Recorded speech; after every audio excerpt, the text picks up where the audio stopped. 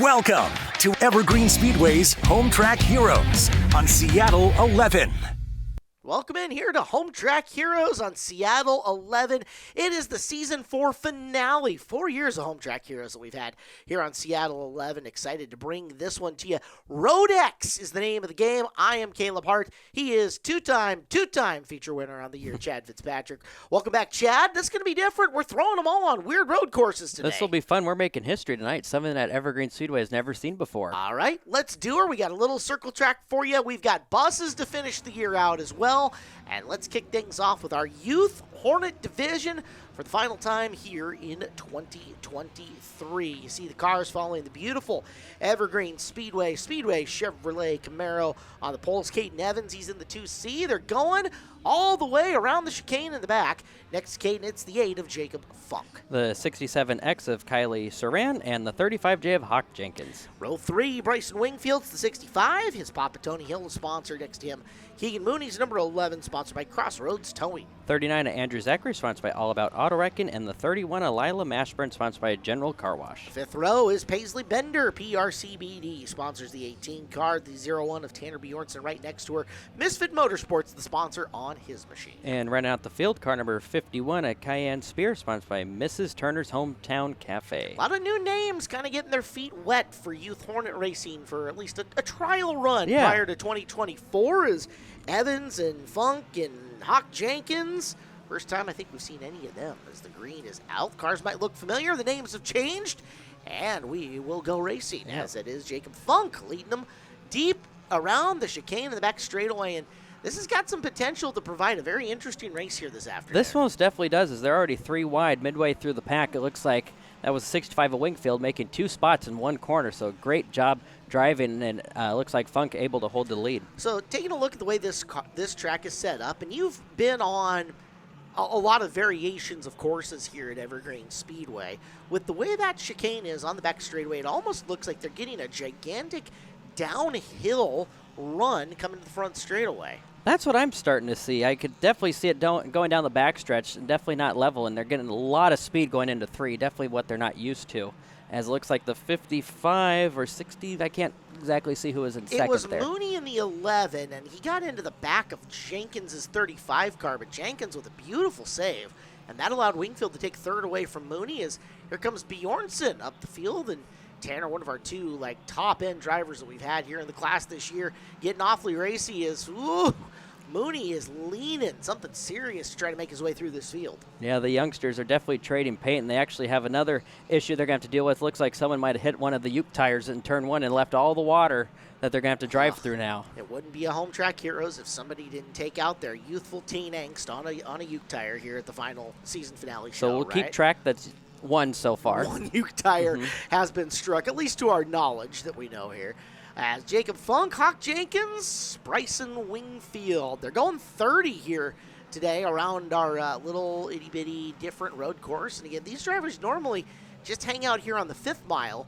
This is definitely extending the lap and making for a little bit of a longer run, but it's definitely adding a lot of speed coming through this 3rd and 4th corner. A lot of speed, probably an extra 5 to 10 miles an hour. It looks like Mooney, I believe he won the last race when we saw them on Home Track Heroes, is moving into 4th, doing a great job. I believe this was his first full year, and he's doing fantastic. Yeah, Mooney has been a semi-regular competitor here in the division. Wingfield we saw a little bit last year. We've seen for a full year this year here in the 65, and he's got a nice line inside of Hawk Jenkins, looking to make the move, but Jenkins is finding some run around the outside as Paisley Bender facing the wrong way early on in this contest, and we're going to get our first caution flag and a look from the Crack Home Track Heroes filming crew is what exactly happened to Miss Paisley.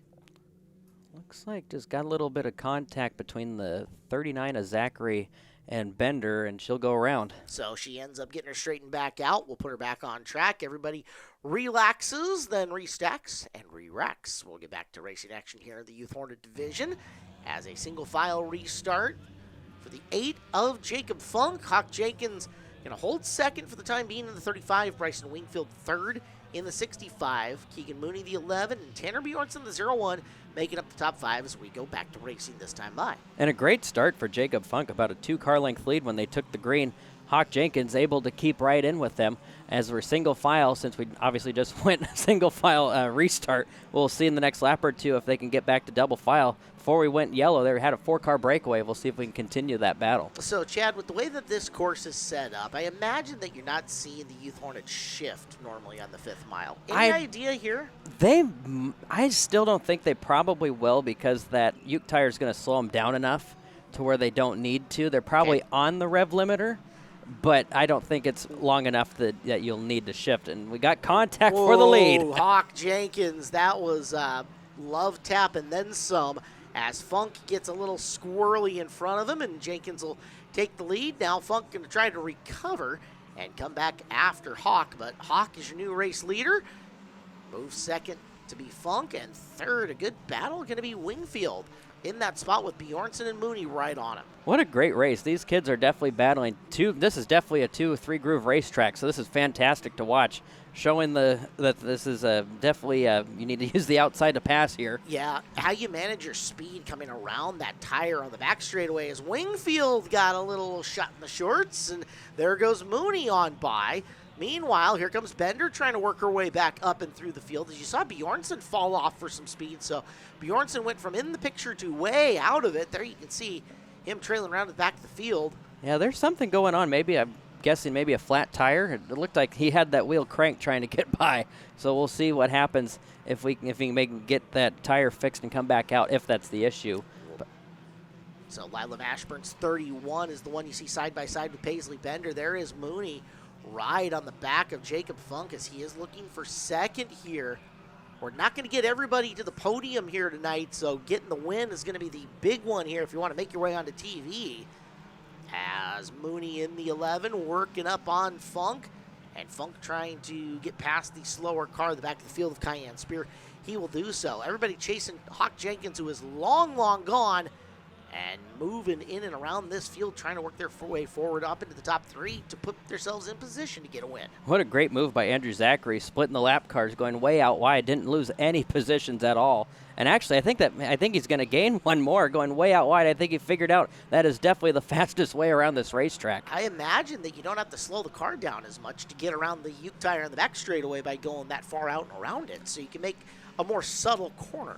All momentum, you're definitely right, all momentum, and I think he's definitely figured it out, because look at the speed. He's like a rocket ship going through there. He made up 10 feet on Mooney there within the course of about a 15-foot range. That's a lot of speed that Zachary's carrying. That's what I love about these new tracks, is all the drivers don't generally figure out the best line. Oh, we got caution, it looks like. Oh, we're trading paint. Mooney in the 11. Let's see if there was any contact there with Zachary. I didn't get the best look at it, but that's what replays are for. Into the corner we go, and actually that might have started before the 39 got up and on there. I think it did. I think that started with, we'll see here. Oh, maybe not. That camera doesn't lie. Yep. So, okay. Well, there's the look at it, and you can levy your own opinions at home as to what went down, but yeah. Oops. We just tell you what we saw. That's right. And then we get a better look at it and go, oh, yeah, we saw something different. Yeah. Sorry. As such, it looks like the 39 has been penalized and sent to bye-bye, at least for the time being. So if he can do what he was doing before, he could probably make up a lot of ground here. Could. Question is, will he? Not a ton of time left. Yeah. We're over halfway as Jacob Funk trying to get inside Hawk Jenkins to retake the lead, but Jenkins has figured something out here on this course himself and is opening up that advantage. Yeah, doing a fantastic job. I believe that's a new car for him. It looks very familiar. I believe that was Marissa Son's old Youth Hornet from about 5 years ago. So number would match up, right? Marissa 35. I think she's number 1. I think she it's might have number 1. changed to Shane's. I swear she was a 35 at some point. But it looks like the same paint job, and that was the same style of car. So Gotcha. I may be wrong. Hey, all right. Well, so be it. It's fast. It's out front. That's all that really matters. All that matters to him, too. That's right. Wingfield in third is getting some pressure from Bender, who has patiently worked her way up this field after a early race spin out and put herself in a good position. Wingfield looking to carry the top 3 as well, and Jacob Funk still doing a really good job holding down second. Yeah, these youngsters always put on a great show. That's why they're so fun to watch. As it looks like we'll see Bjornsson back out. We'll see if we I'm wondering whatever happened to him. All right, so do you see the car in behind Mashburn's 31? see that it's got the light up. Oh, yeah, that's the awesome. light's all over it. That's Is way awesome. cool. Meanwhile, problems, at least for a second, on Wingfield is he's going to drop a couple of spots. Mashburn by, Bender by, and Mooney on the way back forward. And I believe you just laid the whammy on. Well, no, that's not Bjorn. I don't know if. That's a different orange car. Yeah. No, maybe it is. I don't know. It might have No been. replay. I thought it had the General Lee flag up on top of that It car. very too. well could have been. Okay, we're getting word it is. All So right. my Well, announcer's curse, I am sorry. It's the final race of the year. We've stored up a bunch of mistakes to Yes. make, so we can make a bunch of mistakes tonight. Okay, It'll be fine. perfect. Yeah, we're not even going to count those. So, it is Jenkins 8 to go, Funk 2, Bender 3, Wingfield 4, Mashburn 5. Car with all the pretty light up stuff running 6. Let's get the ticker. That's Surian. All right, so Kylie Surian. I believe that's a brand new car that we, or at least maybe a painted new car that we haven't seen yet. You know, she's looking awfully festive, and that's what matters. So, and here comes Mooney working his way back forward, along with Zachary, who now has a new lease on life with 7 to go. Single file for the top 3 as they're side by side between the 65 of Wingfield and Mashburn on the outside, as it looks like they just can't quite make the pass. Still side by side, kind of looks like a trophy dash between all 4 of them. I love the side-by-side action. There is the 11 of Mooney. Here comes the 39 of Zachary right behind, and Mooney into Wingfield. Nice save, Bryson. Unfortunately, cost him a bunch of spots.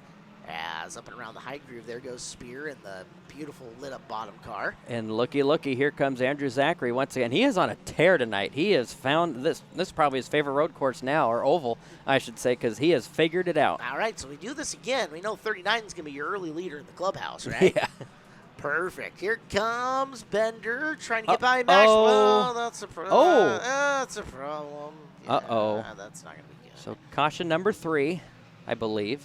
And here I believe that a black flag penalty is being assessed to Mr. Zachary for rough driving. Let's watch and see how it goes through the corner. And yeah, 2 cars not going to fit there. Yeah, yep, okay. Yep, so 39 car might be done for the night. That's So at least what we're hearing. Here's a second look. one more, yeah, there was just not enough room. And when it came back around, that didn't help. I mean, at least drove all the way through so that Paisley would be facing the right Yes. direction. We can start again. Small things, I guess is what it is. We're almost done. Youth Hornet main event, only a couple more laps here to go. They'll go single file. Still Hawk Jenkins out in front, Jacob Funk, and now Lila Mashburn sitting in position number 3. Mooney has got 4, and I think that's going to stick Spear in the 5th spot as we come to this, what we hope is the final restart. Let's hope so. I know that Hawk Jenkins definitely wants this to be the last restart. He's had to go through 3 of them so far, as we're back to grade and contact between Funk and Mashburn for second. Yeah, both cars drive away. Good news there. Here comes Mooney, feeling like the top groove might be there for him. So Keegan Mooney rolling around, and that's a nice, clean pass for 3rd.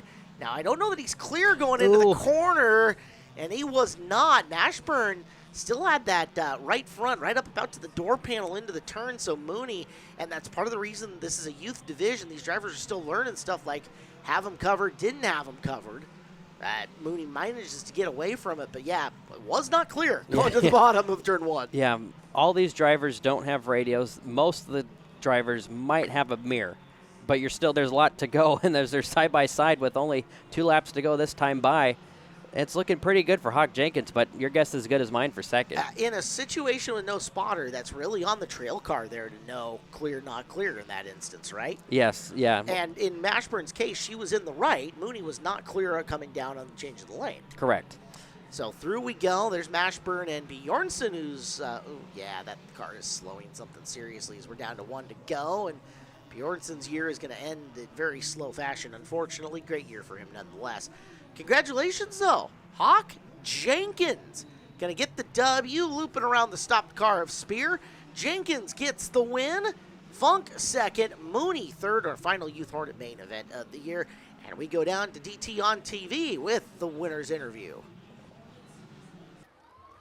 Keegan, you had a great race tonight, getting back to the front and onto the podium despite that incident earlier on in the race. How did you like that tri-oval track? The track felt amazing. It's way better than the oval, in my opinion. I know some others don't like it. To me, it has a lot more speed to it than our oval does. going into turn 3. You have to brake a lot more. On this track, you don't have to brake at all. You put on quite a show, charging, of course, through that field. What was it like racing this new course with a bunch of drivers who've never tried it before? Felt pretty weird for myself. First year being here, trying different tracks felt a little awkward, but I got a hold of it pretty quick. And who would you like to thank for your amazing performance tonight? Cars Auto Repair Specialist out of Bellevue. Hopefully they can repaint the car. Les Schwab Tires out of Bellevue. Wholesale Express, my mother, my father, Squires Auto Work. That's all I can think of right now. Driver the number 11, Keegan Mooney, third place tonight. Chaotic race, but you stayed up front throughout it. You and the 35J of Hawk, back and forth, back and forth, back and forth. What was that like? Oh, it was a great race. Me and him are really good friends, and I'm glad that he finally got an A-main win. How did it feel tackling this tri-oval course, not, of course, your guys' as usual? Actually, my car handles better this way because of the Uke tire over there. And who would you like to thank for your performance tonight? My dad, my mom, the Jenkins family, Elise, Central Welding, Andy Tire, and my Uncle Charlie. Driver the number 8, Jacob Funk, second place tonight. You put on a show tonight, made it past the number 8, and didn't seem to look back. I take it you enjoyed the tri-oval? Yes, they should keep it that way. This is your first year behind the wheel of a Youth Hornet. You looking forward to climb back behind one next year? Yes. One-word answers only? Yeah. Who would you like to thank for your performance out here tonight? My mom, dad, my brothers for putting a new engine in my car, and Jacob's family for giving me an engine. Put on a show, comes home the winner, the 35J, Hawk Jenkins. You are tuned in to the season finale of Home Track Heroes here on Seattle 11, here at Evergreen Speedway. He is Chad Fitzpatrick. I'm Caleb Hart, and this is Road X. However, we got to go to the circle track for at least one main event tonight. Just one. And it is the Washington Midget Racing Association. Now, we had some time stuff start cropping up. These guys had been given a couple opportunities to start before we got this to the air, and unfortunately had some carnage that knocked 4 cars out of the lineup and trying to start them double file. So unfortunately, you won't be seeing the 0 of Seth Hespy, the 11 of Chase Gardner, Tony Seidelman's 84, and the 91 of Josh Westerfield are all out of the lineup. On this single file start, originally they had 30 laps, they've been cut to 20. You'll see Mike Gardner in the 7X, Nick Evans in 21, Garrett McLeese in 4, Keith Davidson in 52, Kenny Woods in 81, and Brian Stokasa in the 72 car. 6 cars, 20 laps around. Main event, hopefully this time, gets up and underway. We are green. It looks like Mike Gardner will grab the lead going into turn number 1. Evans hanging tough, top 3 breakaway. McLeese will be the end of that train as they go into turn 3. Only 19 laps to go, very short for them. This is going to be a sprint. And it's going to be very fast. These are open midgets, unlike the Focus Midget division that you've seen here at Evergreen Speedway and around the Northwest a couple of times, which have their sealed package engines in these. This is build the baddest 4-cylinder motor you can and go. That is Evans, who is a Focus Midget champion many times over, including their pavement series this year. Looking to loop, I believe, another McLeese car up and into the lead around Gardner, who's been running with WMRA since the 90s. Wow, a lot of racing under his belt, and his son races the Pro Late Model division out here. And he's been racing mini stocks and Hornets as well. Mike's a seasoned veteran. He knows how to get a car around no matter what division he's running in. He'll cede the lead to Evans, who's opening it up over him. McLeese in the 3rd spot. I believe we've seen Garrett up at the top of our podium here at Evergreen Speedway in a midget as well. Garrett going to poke down low on Gardner. Gardner gets the door closed going into turn number 1, but pushes it mid-turn, and there goes McLeese on by for 2nd. And McLeese definitely on by now this time.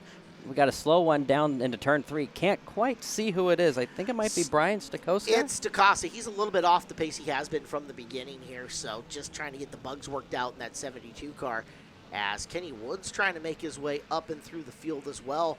In car number 81, we'll keep an eye on him and see if he can get everything sorted out and running. I believe Kenny is running, I want to say that's I don't know for sure. Rather than oh, we got a car pulling off. That was your leader.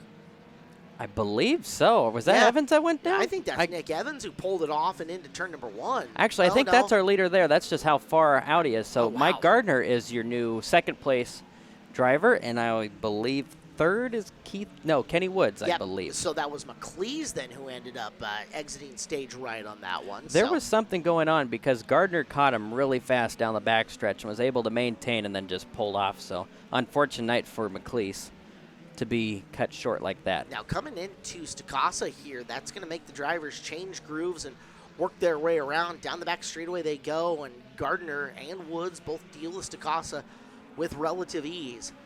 Evans still leading, and leading by a country mile. The race now for second between Gardner and Woods. Now with these drivers, do you have radios or is it just a receiver like a regular Nope, sprint car? This is your receiver like a normal open wheel division. No in-cockpit communication at all. Gotcha. So Nick Evans is running as hard as he can because he probably doesn't know how far back they are. So at this point, he's probably about half a track away. It's a full straightaway and change for Evans at this point in time over Gardner and Woods. And again, no in-cockpit communication other than from the tower for Nick, so he doesn't know how big of an advantage he has unless by chance he can spot a crew guy who's trying to signal him maybe from one of the corners. Although catching him and seeing those guys at that speed would be darn near impossible. And at Evergreen Speedway, that's a little bit harder to try to get your attention to a driver from a crew member. Yeah, right. There's not really a place where the crew can get close enough to the track to be an effective signaler here. You can during the day when you could see them, but it's a very small window when you go through midway through 3 and 4 and the 3/8, and it's about a split second. What when if you can put see it. somebody on the front straightaway here? We've done that before too. I will do that. Okay. Mm-hmm. And what kind of communication are you trying to get out of them at that point in time? Like big gap, small gap kind of stuff, or? Personally, we don't do it a lot during race day. It's during like the track rentals. We don't run radios, so Right. just come on in, Okay. type of thing. But yes, we have also done that during practice. Hey, kind of veer away, Give yourself some more space, etc. trying to keep the radio communication down. Well, that makes a lot of sense as you see Evans coming into 5 to go and looking strong here as he hauls the mail into turn number 1 and through 2. Gardner has put some distance between him and Woods. The car Woods is running, I was trying to remember the car owner's name, and I don't know if that's Carl Peters' car or not, but Carl is a huge advocate for pavement midget racing here in the Northwest, so I can't remember if that's Carl's car or not, but if it is, it's looking good in the third place machine. Yeah, well, Nick Evans is out for a clean Saturday night drive at this point. It's sayonara, as it looks like 3.5 laps make it 3 to go for Nick Evans and about a quarter of a lap for Gardner and Woods. Put on a pretty good show for the top 2 battle. They're running really tight in there. As you see, Woods has really soaked it up and gotten close once again. Down the back straightaway they run. Mike Gardner second, and Kenny Woods in third. Now with these midgets, can you run them with the Focus midgets if you change motors, or is it a different chassis too? No, everything that is within these cars would make it eligible to run a Focus, except for the lack of a clutch. And swapping out the motor package, you would just figure out how to get a clutch situation into the Focus portion of it and be good to go. As there's the white flag. One more time around, Nick Evans, goodbye. That was easy for the multiple-time track champion here in the Northwest. Nick Evans takes the W over Mike Gardner in second. Give him a second. He's get there. There it is. And third to Woods. Let's go down to the Angel of the Winds Casino Resort podium. Mike, you got anyone you'd like to thank here on this midget? Yeah, I'd like to thank Glenn Seidelman. He owns the car and lets me drive it. I appreciate that very much. I'd like to thank my son. We got to race tonight together, which was really fun. And I'd like to thank my wife for letting us do this crazy sport that we love so much. And all the fans. Hey, thank you guys for coming out. It was a great night, beautiful weather. Got to see nice fireworks. Thank the Hobbs family, and ready to do it again next year. Or 7X, sorry. Driver of the 7X, that is Mike Gardner, second place in the WMRA. couple of words from our runner-up, Mike Gardner there. Let us go back to the track. We have got an interesting format coming up here for our Interstate Batteries Hornets main event, Chad. We divided these guys into 3 separate segments of a 60-lap race with 3 different courses. So this is segment 1, 20 laps on course number 1, and this is your initial starting lineup. Hunter Jenkins in the Elite Construction Contractors 85, next to Jeff Holden in the 66 car. And we got the 68B of Michael Brooks and the 717 of Diesel Snyder, sponsored by Hair Inc. Riley Riddell's the 521, DL Enterprises sponsors him. Giovanni Della Maggiore, the 88X, right next to him. The 59 of Tegan Bjornsson, sponsored by Misfit Motorsports, and the 12B of Brady Smith. Row behind them's Carly Croft, the 5 car sponsored by Crofts Removal, and the 30 of Pat Folger, sponsored by Olympia Pizza. Car number 28 of Trayton Tar, outside of Trayton. Car number 4R, Gabriel Guevara, sponsored by Weiss Investment Group. Jake Reppin has jumped into the Reppin Welding and Rail number 44 car. Next to him, it's going to be Gino Solomon, the 17S, sponsored by Valley Asphalt. And the 2 of Dustin Frazier, outside. The 48 of Trinity Rosso, sponsored by CR Gutters. 77, Christian Miller, Turbo Espresso. His dad, Dan, the 00, sponsored by Exterior Wall Systems, Inc. The 73 of Derek Meyer, sponsored by Bulldog Haven. And G2 of Brad Gruel, sponsored by Granite Falls Community Chiropractic. Preston Brant's the 32, sponsored by North County Towing. 024, Donna Gillespie. 15, Matt Snyder in the Hair Inc. car. 43, Jay Carpenter. 32X, Chase Gardner. 33X, Kent Brooks, as we are underway. All right, first course, and we're going backwards already. Backwards for 20 laps. Now, like we said, 3 segments, and this is where we're making history. We have never done anything like this. Now, they qualified for this main event on the traditional road course? Correct. Okay, and then they got to choose. They had one of 3 courses to choose from the heat races, as Dustin Frazier was very naughty for a second. However, everybody drives away, and we're still okay. So back up front, that is Jeff Holden. That is Mike Holden's brother. Right. Sponsoring Matt Pioli's Mazda of Everett, or not sponsoring, I should say Driving. renting Matt Pioli's Mazda of Everett Hornet car. Now, Jeff Holden, 2022 Trans Am West champion. So he's been out running road course stuff all the time, just in bigger and faster cars. And this is not his first time in a Hornet. We raced together in my era of Hornets. So, Right. yeah, he won a lot back in the day. It's been a good year for the Holdens. Mike's got a Legends win. The kid showed really well in Youth Hornets, right? So it's And he's up front right now. We'll see if he can continue the tradition right now. It's a family affair as you're taking a look. Riley Riddell, the 521, starting to make some moves and coming forward as he's going to try to shuffle Hunter Jenkins back a spot.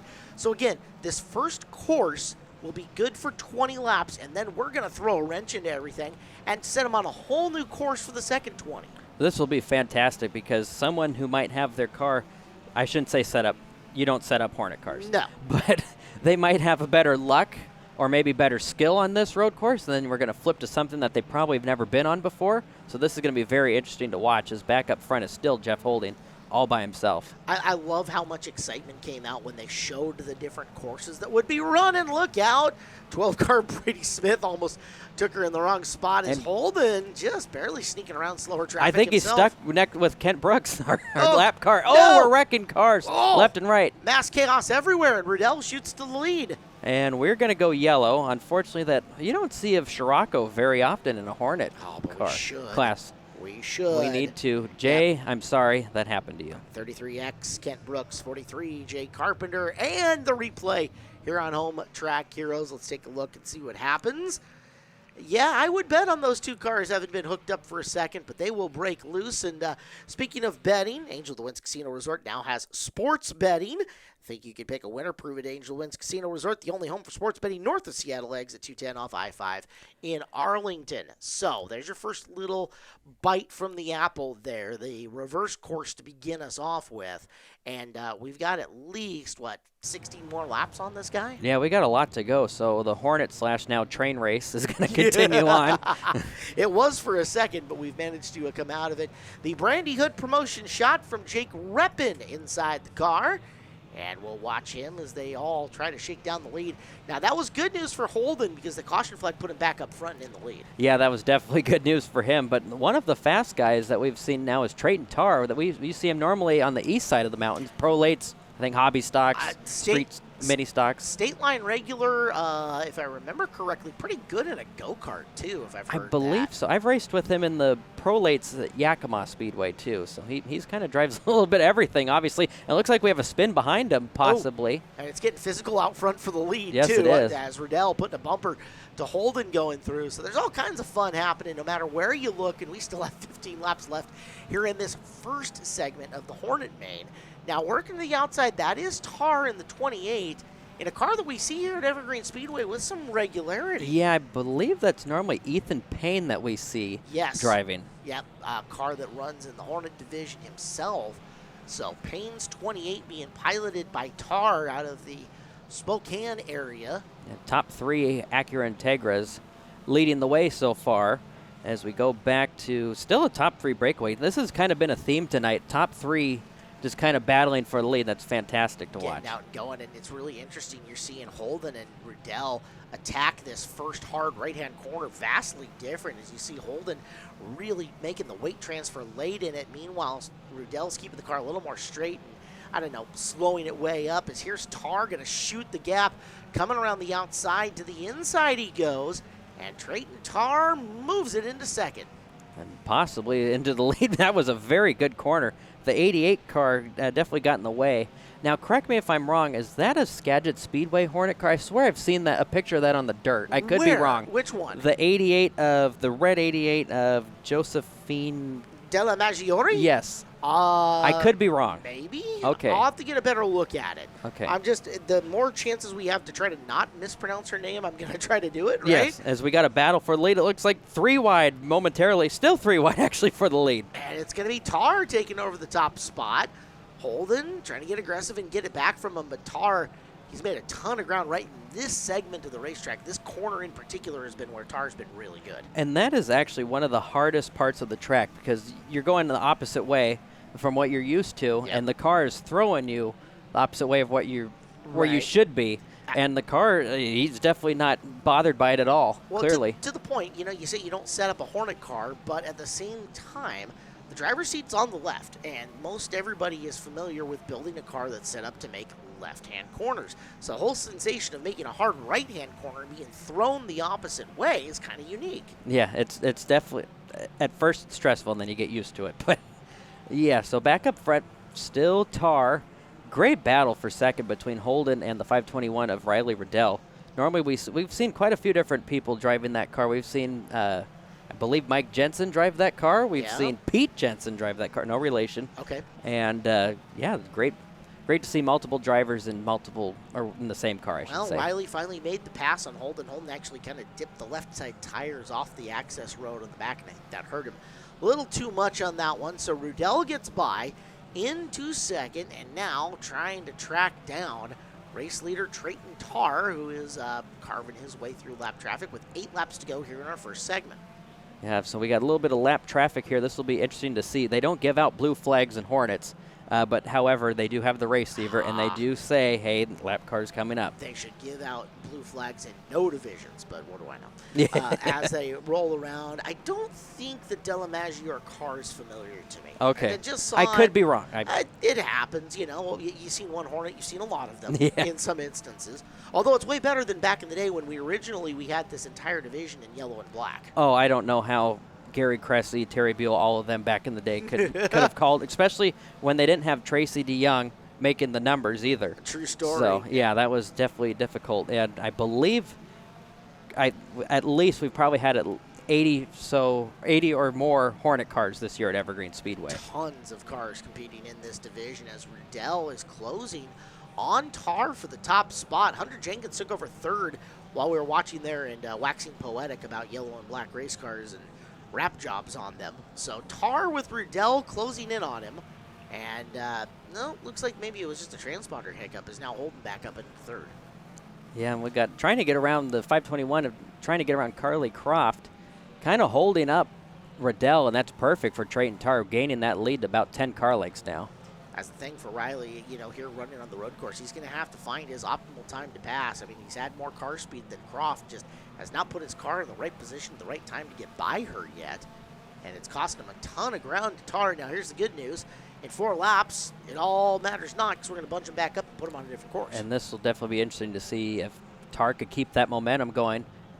None of us know what road course they're going to run, so this will definitely be interesting to see. A little bit more lap traffic. At this point, he's probably just going to keep going through it. Yeah, as cool as Road X has been so far, and I hope it ends up on the schedule next year, but maybe we should, spin the wheel, have it be a random choice for segments 2 and 3. I think so. That'd be a good idea. Put it up on the big, Wheel of Fortune, not Wheel of Fortune, Price is Right wheel. Where oh, yeah. It, blinks around. That'd be cool. Get the fans involved for this one. Oh, I love it. There you go. I'll take my commission on that idea a little bit later. Yeah. So Tar continuing, like you said, he is just weaving and cutting through there as he puts a lap on Tegan Bjornsson's 59. Rudell has not been able to match his pace coming in and through these slower cars. There's now 3 of them in between Trayton Tar, your leader, and Riley Rudell second in the 521. Jeff Holden, 66, still hanging on to third. Gino Solomon, who had a wicked good run the last time we saw the Hornets here at Evergreen Speedway, is in 4th and looking to move in the top 3 as we are approaching the end of segment number 1 here on Home Track Heroes. So, first segment in the books here on Home Track Heroes. And we will get ready for segment number 2. Let's do it. Who knows? It's going to be random racetrack generator coming up and through. We know Trayton Tar is going to be up in front. There he is. Oh, my. Wait, what? Wow. Huh? Okay. So Tar and then a bunch of lap cars. 521 of Rudell is second. 66 and 17 are right next to each other are third. So Bjornsson's 59 and Gillespie's 024 are lapped. Okay. Oh, my. Oh, they're snaking through this. Okay, I got to get my Hornet car fixed for next year. I got to join this. Yeah, you do. We'll rig up the in-cockpit announcer thing. Okay, we'll do it. So that way you can color commentate during this. Let's do it. Okay, so they're literally making an S-curve through the center. It's somewhat of a traditional road course. With more turns. From there, and then a hard left onto the boot, and back through a sharp right chicane onto the 5th mile corners. We're going to go green, but we also have issues with our second place driver. He is stalled on the backstretch. Oh, Rudell ends up slowing down. I was trying to figure out what the course was going to be. Uh-oh. Okay, Tar all kinds of sideways as Holden coming back through. Solomon third in the 17. They hook the strong left. And now watch, because this part's going to get really wild, because this gets really narrow, Chad. Yeah, that's going to be, almost a complete 90-degree turn. Actually, almost a 180, I should say. Yeah, you're in, and then look how hard on the brake you are in Tegan Bjornsson. I don't know that Tegan had any choice but to door Solomon there. Unfortunately, he didn't. At least this is the last race of the year. You got 6 months to fix it. Go find some body panels for this. Oh, goodness. So this will be another 20-lap segment as you're watching it through, and boy, so there's some self-preservation that's going to come in here. You're going to have to be smooth, first and foremost, I think. Be smooth. Have stamina. You're Yeah. going to need stamina. Yeah. I hope all these cars have their power steering working just fine. Yeah. And, this road course is not about speed this time. No. This is about hitting your marks. This is a hit your marks road course. Yeah, this is going to be a really tough to pass road course, too. Think of Monaco if you're an F1 fan, which is a very, very technical course, but you just don't see a ton of overtakes unless somebody makes a massive bungle. And I think what you're going to see here out of your top 3 is something very similar. Yeah, watching as now we've got 3 laps into this, the only place that you could really pass is where we're seeing our 2 leaders at this point.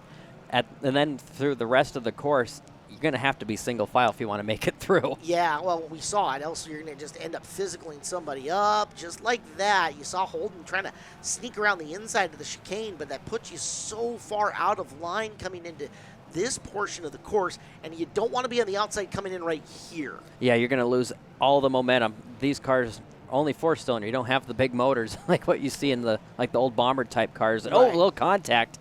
So you got to keep that momentum and up. so Jeff knows this. And again, he spent all of 2022 West Coast Trans Am, so he's down Laguna Seca and Sonora and places like that, right? Where you've got to know your passing zones on those kind of tracks.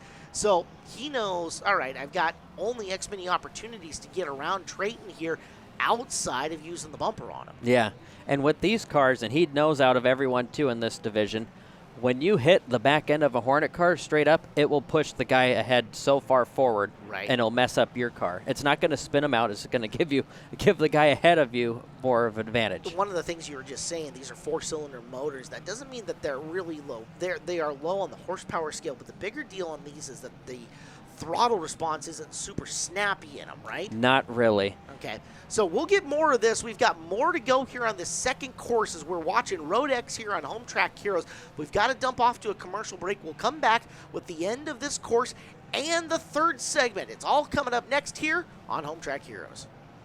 We are in the middle of Road X for the Interstate Batteries Hornets here on Home Track Heroes. Caleb Hart, Chad Fitzpatrick, and this is what? Das Course? Das Course. Das Das Course. Boot and Road Course. All right. All put together. I like it. And we missed about 5 laps during the break or so, but your top 3 are still Tar, Holden, and Solomon. Solomon's getting a lot of pressure from Reppin, and Reppin might have actually found a spot, depending on how well he corners here, where he can get around Solomon. Reppin full send and makes the pass in the top 3. Yeah. Nice move, Jake. And the way he's going, he might be making a pass in the top 2. That was a really good corner. We'll watch and see if maybe he can match that this last time or this next time around. But up front, it's still Tar, all clean and clear by himself. Again, we talked about this particular course being very, very technical, and one of the things that Reppin's doing, he's carrying a lot of speed through this, like an abundance more speed than what you're even seeing your top 2 doing right now. So Reppin might have made the right choice. I don't know if they may have tinkered with gear, maybe with tire size to get your RPM where you wanted to be, but so far so good for Jake in the 44. Yeah, it's working out for him. As like what we said in the first segment, this might work out for him now, but we got another road course to try out. Who knows what that's going to be. Now, it's not going to be a long turnaround time for these drivers in between. They don't have long enough to crack a Busch Beer, the official beer of NASCAR and Evergreen Speedway. Busch Beer, the sound of refreshment, crisp and cold as Mountain Stream. Keep your fridge happy by stocking it with Busch and Busch Light.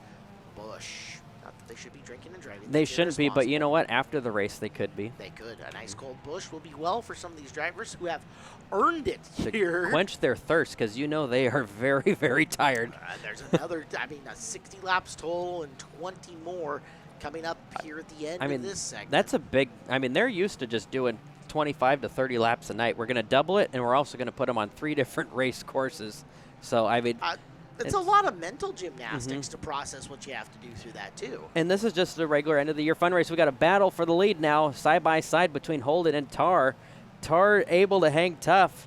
He's going to have the advantage going in through this. I guess you just called that the turn 4, the 5th mile. Yep. We talked about not wanting to be on the outside here, and we're about to find out what the effect of that is, as that's going to allow Reppin to get that. And right here, I think you're going to see Reppin take second, because going on the outside through that little S section is a bad place to be. Yeah, that was definitely a very big hindrance to the 66 of Holden, as he's going to look to the inside. Contact! Oh, no! Oh. You know, that's one nice part about front-wheel drive cars is when you get hit in the back, if you just slam on and turn it the other way, you can definitely get yourself straightened back up. Well, it's an art to it. Yeah, right. They're still 3rd and 4th. They lost the spot to Solomon, but they didn't fall any more positions. So Solomon's got 2nd. Now Holden in 3rd over, Reppin in 3rd over Holden is the order that they're in. And so we got 2nd or 1st all by himself, and it looks like 2nd, 3rd, 4th, 5th, 6th, 7th all in a line. And there's a lot of talented and fast race car drivers in there as Tar trying to put as many lap cars in between them as he can. We did see that. The lap cars got their starting spot at the beginning of segment 2. So if he can get some lappers in between him and Solomon, that'll be a lot of pad for Trayton Tar, who is trying to win the first edition of Road X here at Evergreen Speedway. So 5, make that 4 laps to go now for Tar for this segment. And now it's clean and clear out in front. I don't think he'll get to the next lap car too far ahead to even see who it is. 2 slower cars in between him and Solomon might pick off both of those cars here in this run underneath the 88 of De La Maggiore, and might have a chance to pick up another one here as Reppin is caught back up, and Reppin sitting in 3rd. He had passed the 17 of Solomon right about this segment of the course about 6 laps ago or so. Let's see if he can do it twice. And as that battle's going on, Jeff Holden, he keeps going backwards. He's lost about 2 or 3 positions. I wonder wonder if the front geometry on that car got a little messed up during that last run of contact. Yeah, he might have hit maybe a tire or so. So far, we still have one hit Uke tire. That we've seen. We've seen, yes, I should say, Right. that we have personally seen. I'm Right. guessing there's more, One- but you could have knocked the toe out when you do that. Very easily, and even an eighth of an inch on that will do a lot. As we got cars together, the Delabaggiore 88X and the 73 of Derek Myers are the cars stopped there. So this field is going to come to a caution flag, and we're going to get a restart coming up here with 3 laps to go on Das course. It's our second course of Road X for the Hornets, and they're going to have 20 more laps on a third course coming up. And look at this, we're going to be side by side for the lead on the front row. Yeah, the lap cars were sent to the back this time. So, yeah, it's going to be all the lead lap cars up front as we got 3 to go in this segment, and we are clean and clear and underway. And look at that. I think that was a wise move by Tar. He took Solomon way out, and that's going to cost Solomon second, I believe, coming through, although Solomon put the big pinch on coming into the Uke tire onto the back straightaway and managed to hold the spot over Reppin. Yeah, got a really good run when he came off of turn 2 of the 3/8. A little bit of contact once again. That's going to be just the theme of tonight, saying a little bit of contact. Well, we're going to see a lot. Well, in this course, again, they're going to lean on each other a lot. This is not unexpected. I'm sure the drivers knew it, too, once they saw the layout. Yeah, you can't really get mad at each other. It's the last race of the year. You're literally racing inches away from each other. It's going to happen. Exactly. On a course that you're not familiar with, right? Yeah, no one is. I mean, this is perfect. Everyone's learning at the same time, and Trayton Tar at this point is showing everyone that he learned the fastest. A quick learner was Tar here on that one. That's Chase Gardner's 32 trying to work his way up further in the field. He's having a much better run in this than he did in his midget, unfortunately. As Tar, Solomon, Reppin, 1, 2, and 3 coming into the white flag in the final time around for this course. So one more time around, and Solomon having to really swim that car into the corner. That allowed Reppin to close, but could not pass. See what happens here on the back straightaway. I think what we're starting to see now is see a lot of these cars are getting loose. They're probably, their tires are probably not junk yet, but getting close to. A lot of these drivers probably didn't buy new tires for this race. They're on general or regular street tires. Yep. So, and tires are not cheap. All right, so coming down and through, we anticipate we should see a stoppage coming up here any second now. As there it is. Okay, caution flag is out. So the drivers will finish off segment 2, and we will get lined up for what could be a really, really entertaining segment number 3 here on Home Track Heroes. Again, thank you guys for hanging out with us on a Sunday night. Excited for this. Let's roll the dice and see what happens. Interstate Battery Hornet segment 3. Oh, boy. Oh, goodness. All right, so there's the chicane on the back straightaway. Another one there. They're making an S. They're making a more different S. Cornering. Now, where are they going to turn next? Oh, we're going on the 3/8 and 3 and 4 backwards. All right, so backwards into turn 4 of the 3/8. Trayton Tar is the white 28. Gino Solomon, the black 17. 44, Jake Reppin. Jeff Holden strong in the 66. See what I did there? Outside row number 2. Third row is Christian Miller, 77, and Brad Grohl, 02. Dan Miller's 00 is in that 4th row, and Chase Gardner's 32 is next to him. Okay, so we're going to go backwards through turn 4 all the way into turn number 2 on the 3/8, come down and make a S through the middle section of this course, and that's going to be the 3rd and final road course here for the Hornets. Yeah, so this will be fun because they're going to have a little bit more speed that they're going to work with here. Yeah, well, just that huge run through 4 through 2 on that back run is going to cause all kinds of fun. And we were back to green, and a great start by the 28 of Trayton Tar and Holden. He gained a couple spots back, as I believe that's a 44 Reppin hanging tough in second. So we've seen them run similar course like this, but yeah, this will be fun when they get to that first lap of going through those S's. Yeah, the middle segment of this course is going to be where it's weird. No, Holden had to really grab that car. Something serious. Reppin also got real squirrely in and through. So Tar, Reppin, now it's going to be, looks like Christian Miller was the one to benefit through that. So Christian Miller picks his way through, and he's up into 3rd now, chasing Reppin on the inside. Yeah. Well, it looks like Seaway Boulevard right off of Boeing at quitting time right now. You and me both. No one knows what that looks like as Miller into the turn after repping. First chance to really saw that wheel hard and get in and through the S's as Solomon trying to rally back up the field, and Gino putting the right front to the inside there on Christian. There's a little bump coming through there, and pieces and parts flying off race cars as well. Yeah, that's a drain, and that doesn't move. That's very deep, so you're gonna be moving. That's not gonna move. So. Okay, so we've added a ramp into the course, is what you're saying. Yes. Yeah, oh boy. Yeah. All right, so Gruel looking to take advantage here. As you can see, Reppin just trying to hang on to the back of that race car as he tries to get it slowed up. And watch again when they come through here, right about, I don't know. Right where the white line is right there. So if they get too far in on that, it's going to be Skyrocket City. Yeah, we're going to, I guess we call this one the Drain Road course, maybe? I love it. It's the drain course. The drain course. We're good on that. Yeah. Gruel's taking second as we speak. Brad Gruel moving forward on Reppin as he get in the corner. Here's where Jake's been having problems, is getting that car woed up enough to solidly make its way through the turn. He did a much better job that time. You could see his hands moving a lot, though. He was struggling, but it was a lot better than the last corner there. And we'll see if everyone could stay away from the drain. All right, I think we're good so far. I want to see somebody come back off the drain. Please. We want to see foam go flying. Yes, please. Miller in fourth, looking for third. Goes to the bottom on Reppin, coming through the corner. Solomon trying to follow his way through. As to the inside goes Christian. Outside is Jake as they weave their way into the S's. Miller with the nose-to-head advantage right now. Reppin inside on the line. Miller, sportsmanlike, gives him some space to get through there, but almost got it. Almost. But Christian's got the spot. And we've seen Christian Miller quite a few times on the podium for the regular Hornet season points championship. Yep. So we'll see if he can continue that for this special event here for him. He is very fast, and he knows how to get a Hornet around this course. That's his dad, Dan, in the 00, who is trying to move through this field. And who is that up in front of him trying to pick up a spot? I think that was the 15 of that Matt Snyder who picked up a win this year. Yeah, Snyder's been on a roll in the late season as that car really came to life here. So Matt Snyder looking good as he's picked his way through the field. We're 13 laps to go. We haven't seen Trayton Tarr in a few minutes because he has absolutely thrown the keys to the counter and checked out at this point. Yeah, he is gone. And Brad Gruel's been is a good ways away from third and fourth at this point as well. Yeah.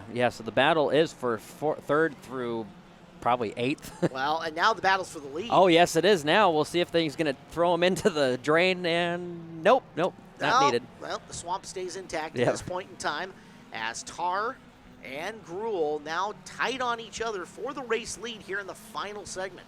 12 laps to go. This is, I don't, so generally they don't go for, this is not a points race. I think they're getting a little bit of money for this one. So this will be fun to watch here. $500. Yeah, $500 on a regular short track Saturday night. They're going for points and a trophy. Right. So we're taking the points away and adding money. Give them some cash. Look out. Tarr driving Ethan Payne's 28 is getting some bumper love from Gruel's 2. The G2. We're down to 11 laps to go and moving forward on this field. Now that gap is shrinking a little bit. I was just about to ask you, you're noticing that gap is shrinking dramatically, really, really fast here. Where Tarr's been really good on our first two courses, this one has not been his best run. He got out to a good early advantage as they kind of warred for second, but once second is settled, Brad Gruel has really closed up, and now the rest of the field kind of getting it figured out as well. Yeah, at this point, there's no really room to where Tarr is the weakest, and they can't really pass him. So they were. I think he had all two out of the 4 tires up in the air because they were underneath him. Whatever it takes, right? As for fourth, is that Dan Miller? Here he comes. Dan Miller is starting to steamroll forward here. It's the Miller boys coming up. And for all the years that Dan has been out here providing a good race car and being fast, he hasn't got a win. Oh. He is looking for his first Hornet win, and he's looping around his kid right now in Christian to try to take third. So here comes Miller, the veteran, really loving this road course, and he's got third from his boy coming into 9 laps to go, although lap traffic going to be a factor. Spoke a little too soon. Sent his dad into the 4-car of Guevara. Not giving up, though, whatsoever. He's going to try to get by. Fortunately, we're going to have another lap car. Carly Croft. Slowed almost to a complete stop. That looked more like Seaway Boulevard. Yes, it did. As they're working through. Now, Croft's going to be a factor here. As we've seen, the slower cars, no matter where they are on the course, they have played a role here. Tar's got to run underneath. Gruel going to follow. And Team Miller going down to the bottom as well as they try to work their way through. You see Tar, wide angle, arcing into this corner, and he's try slow. it. Oh, man. He knows. Those brakes have got to be screaming on him right now. He does, but he also, I could tell he's figured out if they get to the back end of him, it's just going to push him forward, and they won't get to him. Well, yard the car as hard in the corner as you have to be. It's how I want to go-kart race. He's probably moving the steering wheel to know that he's going to go straight. Yep. You think he's downshifting big time there, Oh, too? yeah, you have to. Right. They're probably in third right here and probably downshifting into second right through here. I don't know if they're downshifting into first. I don't think they're going that slow. I personally wouldn't want to downshift into first. Dan Miller's got the move on Christian. He's going to get through, and Dan's into third. Now, here's the question. Can he loop this momentum to get past Gruel here into the corner? And Gruel's going to look down low on Tar. We'll find out in a few short laps here as they're still, what a great battle. 5-car breakaway for $500. And there's Reppin in fifth, still Look at looking him. really great. Look at that. This is fantastic. So 5 laps to go this time by. They're already using the bumper. I think they might have to use it a little bit harder this time. Well, there we go. Oh, yeah, Gruel hard into the back, but there's Tar just wrestling the car around to keep the lead. Miller almost hit the Uke tire coming off. He didn't quite get it, but he was right down underneath it, sitting in third as the kid looks to take the spot back from him. And I saw some smoke that last lap as he went by the grandstands. We'll see if that will have any hindrance to him or not. That motor's just got to last another 4 laps. Come on, little buddy. As you'll see him come through again, here comes the portion of the course where Tar is just literally almost going to stand straight up on that brake pedal. Oh my Brad gosh. Gruel gets it on the 2. Beautiful. There my goes gosh. Miller. So Miller's by Gruel now, who got it up on 2 wheels. So here we go. It's all clean and clear for Dan Miller. Man, Tar got really wide. I don't know if he's got a rear view mirror and he saw that happening behind him and said, okay, maybe I can afford to get a little less conservative here. But he kind of took off. Now let's see if he can be run down again. As Christian going to look to get underneath Gruel, 4th, 3rd. He's trying to make the move as they'll go door panel to door panel into the S section. Yeah, we're going to have to, if he can get this top 3 for Brad Gruel, he's going to need a new driving suit after this one. Deservedly so. Yeah. Through the corner, Miller's got 3rd. Gruel trying to get it back. 3 to go. Yeah. Tar, Miller, and Miller, top 3 so far. We'll see if Gruel can try to get back in to that top 3 position, get that trophy. As Miller looks to the inside, contact. Man. And your new leader, Miller. It was physical, but he got by. Here comes Tar, though. He went in way too hard. Whoa.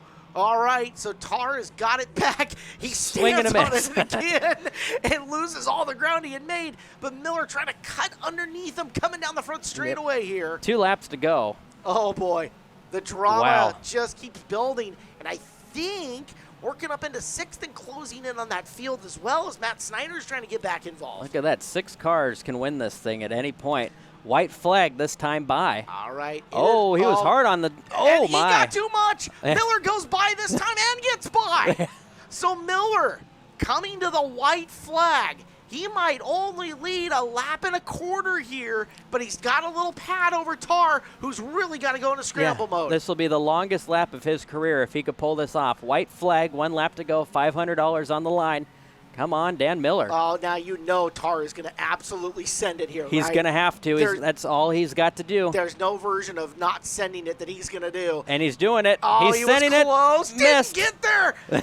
Miller through the back straightaway into the S's, and he will see a checkered flag for the first time in his Evergreen Speedway career. Dan Miller wins Road X over Trayton Tar. Christian Miller ends up in 3rd. That was killer. That definitely was. We got to do this again next year. To the Angel of the Winds Casino Resort podium and your winner. Christian, you also had a great race. You were up there in the top 10 for a long time, trying just to weave through all that chaos. Who helped make this car? So many people. Gotta thank Jesus. Turbo Espresso, Exterior Wall Systems, Fast Eddie's Tire Pros, Hornets Nest Racing, I think that's it for tonight. Driver of the number 77, that is Christian Miller, third place finisher. Driver of the 00 Hornet winner tonight, that's Dan Miller.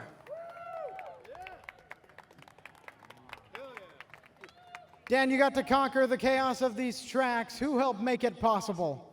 Boy, we got a list of people. I had to write it down even. Exterior Wall Systems, Turbo Espresso, Gardner Properties, Rick's Mobile AC, Fast Eddie's, Brandy Hood Promotions, Allen Metal Works, and man, my really dear buddy, Eric Allison, who I miss terribly, and just really made this possible for us.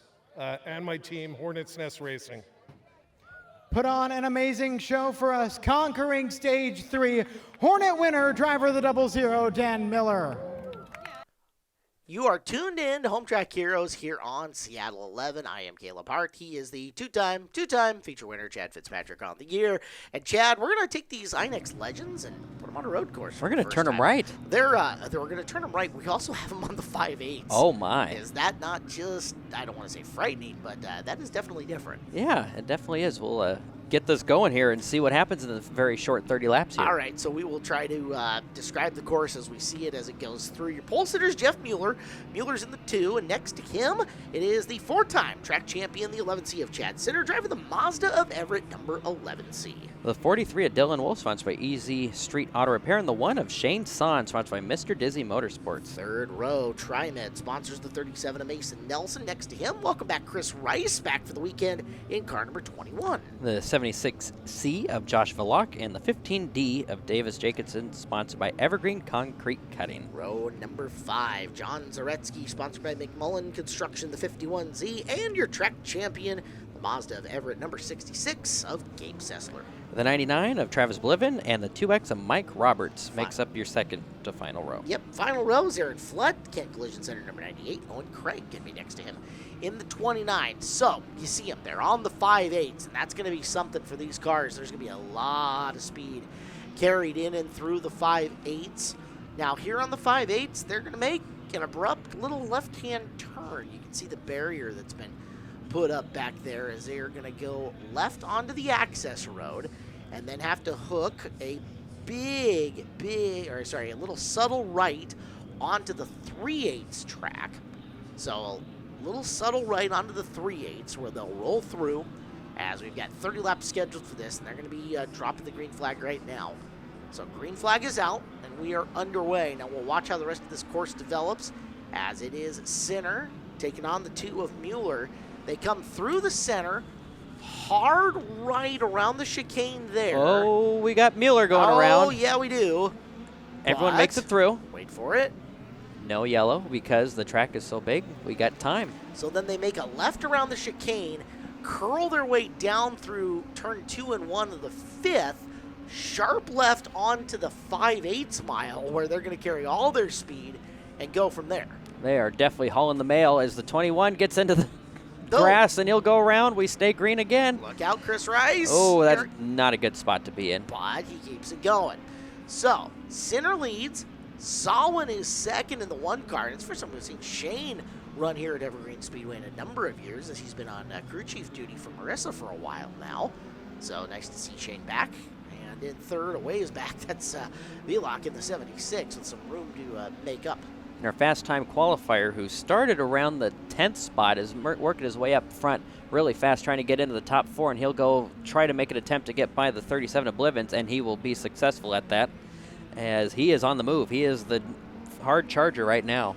So you're taking a look. That is Sessler in the 66, who is fresh off plane with a late model here a little ways ago. Looking actually pretty good in it. So yeah, top 10 at the Fall Classic, and in one piece, that's a huge accomplishment. Well, he's been given a very good piece and a lot of confidence after driving the Matt and Ginger Pioli 66 Legend that he's in right now and bringing home a championship for them. So Gabe running hard, now trying to run everybody down. He's got a long way still to catch up to Vlock. And he's moving fast. I'm very interested to see. I'm going to ask the drivers after this race what it's like to go onto 60-year-old pavement, then back to 2-year-old pavement. I wonder what it's like for their gearing and their gear choices that they had to make for this, right? And how they're shifting, too. Yeah, That's because I mean that's a lot of speed into okay. I got to slow up a little bit to make that right turn, and then back to a decent amount of speed again. And putting legends on a road course. I mean, we've obviously never done it here at Evergreen Speedway ever, but it does happen across the country. Yeah, I don't. I haven't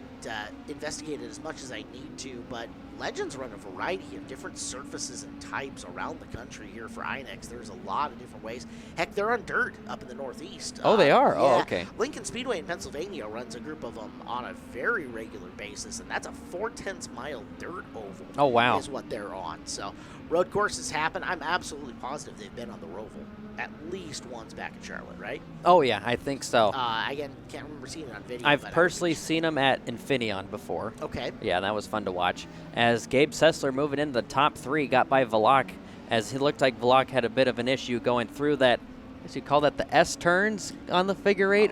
We need to name this track, but we got to figure that out later. Well, so there's Sessler with the sharp right-hand turn to get by the 1 of Solon and onto the 3/8. And now from here, this part's easy, right? That's just turn 3 and turn 4 of the course you're normally using. Now that big loopy left into this hard right, that's the transition portion of the course. And you notice it looks a little wet in spots, too. I noticed that, so that's not going to help anything going into that corner as well. Well, the way that they're taking this left-hand corner, which is not exactly designed to be a sweeper, but they're driving almost all the way out to the wall before they get all the way around that turn. It's an interesting look. You know, I think the only person, I guess there'd be a couple that have ran like the Hornet road courses. Yep. That'd be used to going left and right. John Zaretsky's one of them. He's done Hornets multiple times. All right. Gabe Sessler did it. Yep.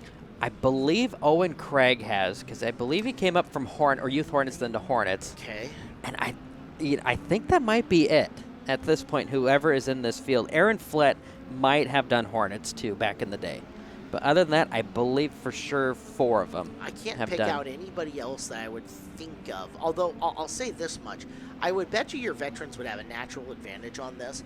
Just knowing a little bit more, having more seat time in general, and being more adaptable. Does that make any sense? It does. And probably the only one in this field to drive like a late model on a road course will be John Zaretsky. Zaretsky. I know Zaretsky ran Portland at one point. I think he did Portland and maybe a few other tracks when they. I think he did a couple Southwest Tour races down south. What surprised me, one of those cars just got all kinds of sideways. It's the 15 of Davis Jacobson who's going to hang out by the Uke tire. Doesn't hit it, but he's just hanging. No, we're good. Nobody gets into it. And since this track is a lot bigger, we won't go yellow like we would on a regular oval track right away, since there's a lot of room. It looks like he's not, unfortunately, going to get going, so we'll watch and see. And we got another car. I believe that's Blivens driving that, a borrowed car. Okay. Well, yeah, just like Zaretsky says, you can't hurt borrowed equipment. Yeah. So, for the lead, Sinner and Sessler getting out. What we need is a course yellow on this one, right? Just an individual, hey, look out, there's a guy in the corner. Wow. Hello, Gabe. Hello, Gabe. Meet Chad Sinner there. Yeah. And hi, bye. There's your previous champion and your new champion racing for the lead, and Gabe goes bye-bye and might have had time to sign a tear-off on the way past. Yeah, Holy cow, he might have. That was a lot of speed. And we're going to go yellow. So if I saw this correctly, I think we're going to give Chad the lead back because we didn't go a complete. It came out to your leaders, so. True, you're right. You're right. So we'll see how that ends up being scored. So you never want me to be a race director then? No, I'd settle for you being a flagger, though. Okay. That might be a thing we do. So, little contact with Dylan Wolf.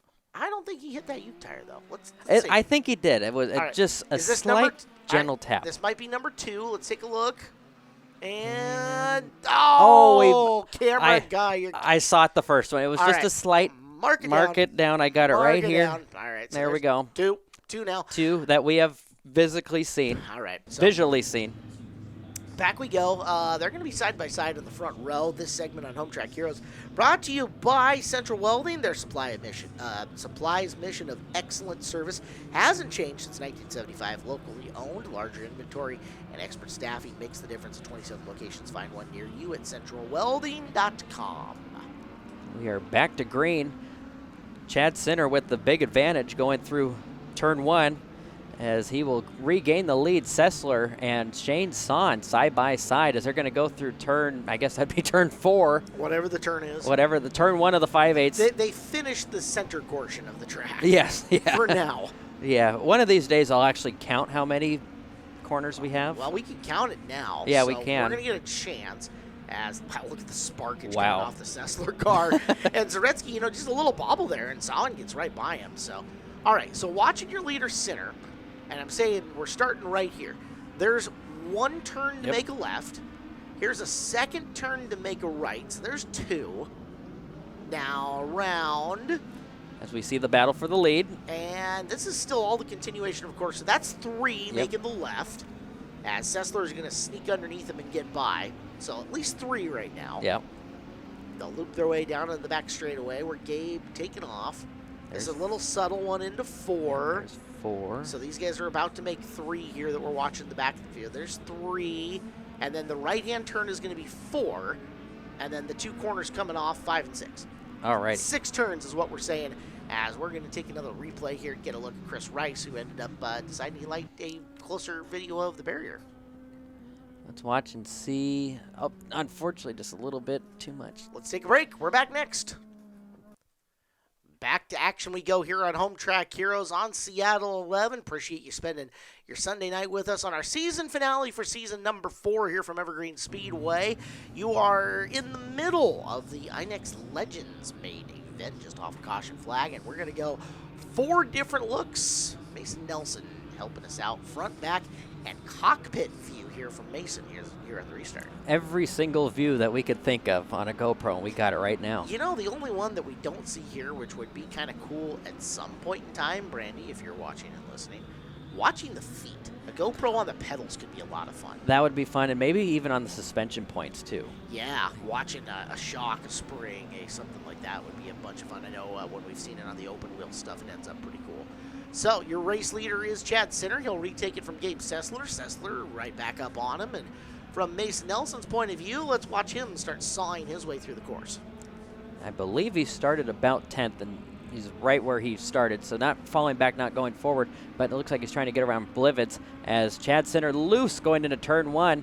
Sessler just watching and waiting, seeing what's going to happen. He's going to go in high, go in low now, and side by side for the lead. A big advantage for Sessler here is all the time he spent the go-kart. He is very used to road course racing as far as the kart stuff that he has done. Yes, he is probably the most experienced road course driver in this race, as he is shot out of like a cannon down the backstretch of the 5/8. Now, we've seen him make this pass a couple of times. It just has not stuck from him, and credit Sinner being right where he needed to be to retake the lead when that has happened. But right now, Sessler now stretching a little bit, and is your race leader with 19 laps left to go here on the road course. So we got Sessler, Sinner, and now Zaretsky cracking into the top 3, as possibly a little bit of contact between Dylan Wolf and the one of Shane Son. Marissa taking the night off, letting her dad drive. Yeah, good for her. Well, Shane, accomplished driver in his own right. Yeah, he's raced. We've seen him street stocks, late models, and figure 8s.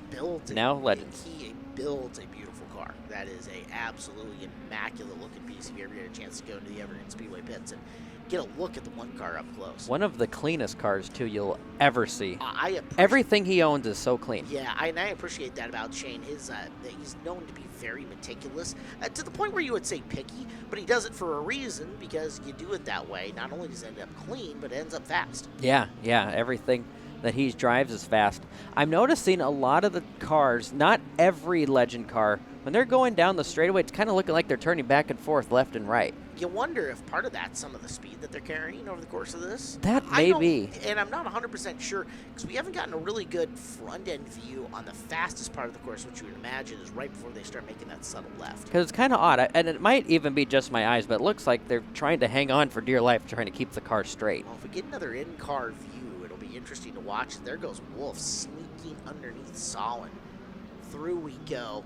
And one of the things to remember, too, is right where they are right now, they're turning, and I see that bobble that you just talked about coming through, but the cars are not designed to turn right, so if they're having to correct it at all, maybe that's a little bit of what we're seeing. I think so, and, it looks so funny when they go on the 5/8 because of how small they are compared to a regular stock car, but they are hauling the mail going down the backstretch. So these cars, you can't, I don't want to say you can't do a whole lot to them, but you can. They're a very great package of car, etc. But you can modify springs. You can change what spring rate you're running in each individual corner of the car.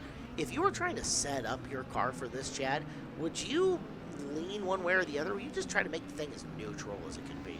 Well, from what I've seen, like on the figure 8 cars, and I've seen pictures of what the Legends are as they're racing right now. Generally, you want to, have the left front lean out, or lean, I guess what I'm trying to say. So lean in for the right front and lean out for the left front. Okay. And then for the road course, you want to have them lean in together. Okay. Inwards together. Okay. So that you're talking about the camber of the The tire. camber when it comes of the to tire, that. yes. Okay. So both cars camber in a little bit. And you can see that a little bit on the right front of Solwin as he came through. His look out, we got a guy looping it right in the middle. That's VLOC 76. Oh, is he going to get the tire? No, the tire survives. He kept me from right number 3. Well, you know where the tire count's going to go up on this show, as we've got buses to close this Oh, whole thing yeah. out. Yeah, so we're going to be... I don't know if I can count that high. That's fine. I'll pull the shoes off. Nobody will have to see it, thank goodness. As there is Sessler. We're over halfway through this main, and he is decelerating something serious to get in through that course, but he has plenty of room to do it. When he was in the segment, he was all by himself. I couldn't even see where Chad Sinner was. He's running. I'm sorry. He's running. I don't know where Chad Sinner's running now. Chad Sinner somewhere. Oh, he may have looped. Oh, he did. I thought he was running second. He's running, I think, 5th or 6th now. Yeah, he's going to have to scramble to catch up as Mason Nelson's now got a top 3 spot with Dylan Wolf trying to get him. And you see Mason slinging the car around the corner to try to hang on to it. Well, the transition between that 3/8 and the 5/8 is very rough to begin with. And then when you're driving these cars, it looks like we got another car, Veloc. I think that's the same car. Yeah, actually I don't know spinning. that he ever got saved from that one. So yellow flag is out, and we'll take a second, reset ourselves. As they'll come into the corner, we'll see it for the second time as Josh, just looped her around, backed her on down, and just barely avoided the tire strike here. Now, we understand that this race is running a little long in the tooth, so in considering what the length of our night is going, we might be looking at some lap trimming here or there as we are going to go back to action here on the track. This is the INX Legends here at Road X as their 2x2 coming down. And, of course, this is brought to you by Chain Lake Express Car Wash for absolutely the best car wash ever. Treat your favorite ride to the brand new Chain Lake Express Wash in Monroe. Express Wash has multiple wash packages designed to meet your budget needs. Manage your Chain Lake Express Wash account easily on the go. Download the app from the App Store on Google Play today. We were back to green, and Gabe Sessler with a really good jump that time, but John Zaretsky hanging tough, trying to get by Sessler, but sayonara from Sessler again. He is the man to beat right now. He is doing a fantastic job. 14 laps to go. 35 to 36 second lap times, and they're used to 18 to 19 seconds. Wow, that's long. That's long. That's all right, though. A lot of speed coming through, and I love that viewpoint coming down through the access road and on there. And, kudos to Evergreen Speedway. They made the choice to redo some of the stuff, put down some paving, make that access road a thing that you could race on here a little ways back, and it's given us an awesome view and event here at Road X. Yeah, this is definitely not disappointing at all. No, this is very cool. fun. Well, we all kind of walked into this going, I wonder what this is going to be like. And so far, 5 segments into tonight's show, we've had a lot of entertainment. Everything's been exciting so far. And I think it's just going to keep getting better. I hope so. Well, you get better at things the longer you do them, right? Mm-hmm. And honestly, as good as this racing has been, is how much fun I'm sure these drivers are having. Hopefully that draws more coming forward, that guys will circle this and go, yeah, I want to try that. I bet next year it will. When it happens the first year, a lot of people just kind of sit back and watch and see how it goes. Yep. And this is, I think, next year I know it'll be bigger and better. So I know specifically here on the Legends division, there's a number of drivers because there's a big national race coming up in Las Vegas very soon that went, I don't know what's going to happen here. I don't necessarily want to come out and risk my car to do something. But again, watching these guys having all the fun they're doing, okay, cool, we'll rebuild the race car if we have to. Yeah. This looks like a good time. Oh, and Nelson missed the corner completely. Oh, Mason. I think he did that as designed, it looked like, possibly. Okay. I'm just not back sure. straightaway, deuced out. All right, see you. No, I'm good. He might have had something go on. If we go wrong, I should say. If he comes back, then we know he just outdrove that corner and decided to not hit those big bundle of tires. It is getting late in the program here. Maybe he had some DoorDash to pick up. And we got Mike Roberts sitting down on, looks like in turn 2 of the 5th mile. Okay. I just saw him just kind of sitting Just backwards. Mike, a accomplished pavement sprint car racer, also spent a little bit of time in a Focus Midget. Oh, This guy's okay. done a lot of different stuff around the Northwest. So, yep, he is still hanging there, and I believe that's going to draw our caution flag. There's Mike hanging out, taking a look at the Buzz Inn Steakhouse sign. That's where Mason went to DoorDash when he gets Buzz. He probably did. Have a big old Bigfoot chicken fried steak here. Oh, yeah, on a Sunday night. It sounds delicious. And he got into that water and just spun it out, Well, unfortunately. everybody managed to avoid him going through, so that'll stack the field back up here. And I believe, due to time constraints, we are going to go down to a green-white checkered start here. So, Oh, yeah, this will so be we're- fun. Yeah, that's going to chunk a good chunk of laps here. Lap ticker hasn't updated yet, but that's fine. So just know we should be seeing a green, a white, and a checkered. It is Sessler, Zaretsky, Wolf, and Center back up to fourth now as we come to green. Yeah, this will be fun here as we will go green as they are dead even going into the corner for now, as we will see how Zaretsky. John, come on. Oh, couldn't quite get there. That was close, but Sessler comes out of the corner like a cannon, and Chad Sinner now back up into the top three. And Center is going to have to go all the way up to the wall here to try to get up and around John, as we've got some synchronized legend spinning going on the inside of that corner. All right, it is V-Lock and Bliven who are around, so unfortunately for them, we'll have to take a second We will look try at it. that again. Yes, we'll get another green-white checkered restart. And it looks like, so we're 3 wide, and now we're making wow. contact. Okay. V-Lock went with some significant agricultural racing there. He as did. He it- was. I've found that, back in my day, driving through the grass is not faster. No, it's And not. I did lots of it, so that's definitely. It makes it kind of scary at some points. Well, it helps with our landscaping, Bill, and Yes. we appreciate that. I used to but do a lot of agricultural racing in my street stocks, so yeah. That's all right. Yeah. That's all right. All right, so second try at the green-white checkered. Sessler inside. You saw Zaretsky try to outbrake him coming into that Uke tire in the back of the straight. So let's see if he'll pull the same thing again. The viewpoint from Sinner in and behind him, and Sinner's hood is popping. Something's starting to go now, as a little bit of contact and. Oh! Well, now Uh-oh. Sinner's hood's lifted Oh, there- almost there the it whole way goes. up. So Sinner, hood pin has come unattached on the front of the 11. He's having to do some gangster lane just to see here. Boy, Mazda of Everett needs to pay us extra for the Yeah. advertising they're getting right now, as he's going to work the left.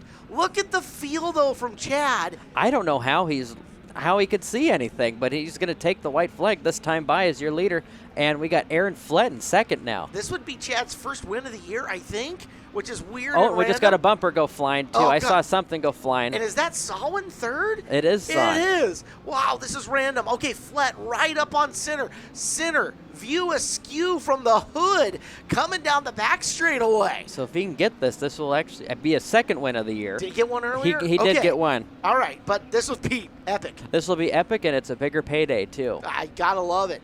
All right, he's onto the access road, makes the right-hand corner, in through 3, Flett right there, but what a wild win. Chad Sinner gets the job done over Aaron Flett and Shane Sawin. What a cool podium. And let's head down to talk to your winner and more at the Angel of the Winds Casino Resort podium. Shane, you came home third place tonight in the INX Legends. How did you like that track? It was fun. It was really challenging, and it was definitely different. I used to race figure eights, so I felt like it would be in my wheelhouse, and it really wasn't.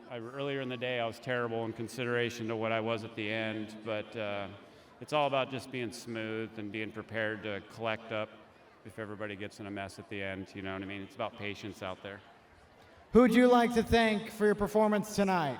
I'll thank my daughter, who normally runs that car, let me run her car tonight, and that car was going to Vegas in a week, so that was the other reason I was kind of playing possum a little bit, not wanting to get too aggressive, knowing that I got to go to Vegas in a week with that same car. But hey, it all worked out for me, and I want to say thanks to Race Cows, Mr. Dizzy Motorsports, and that'll work for tonight, man. I had a fun night. Thanks for everybody for coming out. Shane Sawin, third place tonight for the Legends. All right, you had a great finish there, battling it out with Chad. What was that like? I was hoping he was going to miss a turn with his hood up, but he didn't, unfortunately. I'd like to thank my partner, John Zaretsky, for giving me a good car. Tommy Gap for working his butt off on it for the last month or two, Dennis McMullen for sponsoring us with McMullen Construction, Kent Collision Center, my wife, my daughter, and my son-in-law, and everybody, and all the fans that are still here, and you guys. Driver the number 98, second place tonight, that's Aaron Flett. Hood up for the final lap. You hold on to win it. How did you pull that off? I really don't know. I just guessed where I was on the track. I could barely see to the left, couldn't see it all to the right. I don't know what happened on that start. There was a couple bumps, and a couple cars got together. I was expecting a yellow. I don't know. I just held on to it. Who would you like to thank for everything tonight? I got to thank Mazda of Everett. If you're looking for a car, go get one there. Palmer's East in Redmond, Imperial Auto Salon, Crossroads Towing, Elevate Racing Media, Eastside Speed Shop, everyone that helps makes this possible, Joe's Racing Products, my friends, my family, my wonderful girlfriend, and baby Cooper, allowing me to still have fun. So. The first Evergreen Legends champion is the first winner here on the Roval. It's been an absolutely epic Home Track Heroes here on Seattle 11 for our Season 4 finale. It's Road X, presented by Monroe Grocery Outlet, Caleb Hart, Chad Fitzpatrick. And now these are the Stinger 8s, and this is going to get wild, Chad. Look at this course that these guys are setting out on. Wow, we're going to do a road course and a figure eight. I've Yeah. never seen that. It's going to be weird. Personally, I haven't. This is going to be fun. Okay, well, let's tell you who the competitors are. You've got your pole sitter, Donna Gillespie, the 024. Next to Donna, that is the 46 of Mike Hathaway, the Rep and Welding and Rail car with Chucky, bride of, running passenger side. And the 73 of Derek Meyer, sponsored by Bulldog Haven Northwest. 521, great to see him back out here again. 521 Riley Riddell, sponsored by DL Enterprises. Row number 3 is Jackson Beckel. He's your track champion this year. The 18J, sponsored by JBR Racing. Next to him, Lucas Humphrey in the 10. The 16 of Peyton Hoff, sponsored by Papa's in Monroe. And the 49 of Calvin Miller, sponsored by Precision Forestry, Inc. out of Arlington. 5th row is Matt Somerville. Somerville, who was the 30 Minutes of Fear winner in the 21. And next to him, Jacob Funk in car number 8. The 195, Devin with the EN Jenkins. And the 102 is Zach Bristol, your Hornet champion, sponsored by PMS Powered Decals. All right, so we will go 12 cars, and this is a big looping figure eight. Holy cow, is that big? Probably the fastest speeds we'll see on a figure eight track for a Stinger 8 race. Yeah. I was told maybe going above 70 miles an hour through the intersection. That intersection just got a lot more dangerous. As Gary Cressy would say, the intersection of doom. I love it. I'm going to steal it. So here we go. We're getting ready to come to the green flag. You see him make the left-hand corners and come to the green with Hathaway taking off, and then the big looping right. And here is where all the speed will begin to stack up. As we got Reppin with the lead now, as Gillespie, completely missing the corner, and now Reppin going around. We got cars trading paint. We're going to go through the intersection now. 30, was it 30 laps we're doing here? I think so, yes. So now, 60 times through the X. All right, so this first one's not going to be so bad because you know where the back of the field is here on the initial start. However, this second time, things begin to get a little more hairy from right now forward. And I think they're going to have a harder time actually seeing the cars going to the intersection because I think they're going to be going so much faster than what they generally anticipate. So we'll watch and see their skills if they can make it through or not. As 521. Oh, yeah. Rudell got a shot in the shorts from Beckel there. As Beckel right into him. Miller already third around. And that's a pretty typical, it's just kind of in the reverse order that they usually take the run in and through. Beckel going to try to loop around the outside of Rudell. Meanwhile, inside opens up. Here comes Calvin Miller. It's a Riley Rudell sandwich into the access. They were road. 3 wide momentarily for the lead, and they're kind of running the reverse Stinger 8 road course that they originally started on, so kind of bringing it back to the old throwback for them. As like I was saying, when they're going to be going through the intersection right through here, they're going to, I mean, oh my goodness, that is a horrible hit right there. Oh. As that is, oh my. Donna Gillespie and Calvin Miller. Wow, that was a lot of velocity. That was probably one of the hardest Stingray race or hits we've ever seen. We'll watch and see what happens here. Okay, so there they come through. There's Gillespie. Oh. Wow, yeah, Gillespie right in the rear, right across, and almost takes the front end off on Miller's 49. Whoa. All right, from Rudell's point of view. Oh, wow. Ouch. That was a lot. Here's from Hop's point of view. A couple more cars back, and you can just see all the speed Gillespie had coming through versus what was going on. And here's from Miller. Oh, my goodness. Unfortunately, it looks like, well, fortunately, both drivers are okay. Yeah, that's the good news. Both cars are destroyed, but that's okay because you can rebuild cars. You can't rebuild people. Exactly. All right, we can go out and buy another Acura and build another one. Right. All right, good news there. We will get this race restarted. You'll see the in-car shots. Big thank you to Brandy and Brandy Hood Promotions, as it will be the 521 of Riley Riddell up in front, Jackson Beckles 18J, and the 73 of Derek Myers making up those first couple of rows, as the Stinger 8 version here of Road X is brought to you by Coastal Community Bank. At Coastal Community Bank, community is our middle name.